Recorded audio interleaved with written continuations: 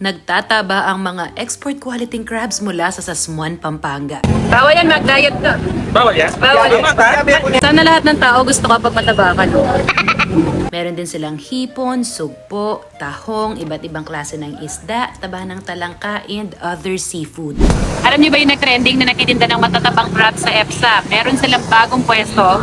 Pupuntahan natin ngayon. This is Greta's Seafood, and yes, available pa rin naman yung pwesto nila sa EPSA. Pero apart from that, eto meron na siyang pangalawang pwesto sa may Pulong Kakutod. Dito sila sa may GGK Meat Shop, malapit sa Robinson Supermarket at katapat ng Metro Gas Station. Napaaga kami ng dating hindi pa nade-deliver yung mga isda nila. Pero nakabili na rin ako dito ng lapu-lapu, pampano, meron ding salmon at iba pang mga isdang dagat.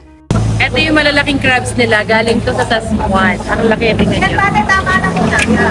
Export quality ang mga to. At nakikita ko naman tuwing bumibili ako dyan na talagang dinadayo pa sila ng mga suki nila. Yung iba nga foreigner pa. Pwede rin kayo mag-message sa page nila para mag-inquire or mag-place ng order. But as for me, in the meantime, iisipin ko muna kung anong iluluto ko dito sa mga nagtataba ang crabs na to. Ginataan ba o chili garlic? What do you think? Welcome to Greta's Fresh Seafood, located at Pulong Kakutod, Angeles City, Pampanga. Yung pong landmark niya is DGK. I open kami everyday, Monday to Sunday, 7 a.m. hanggang maubos po.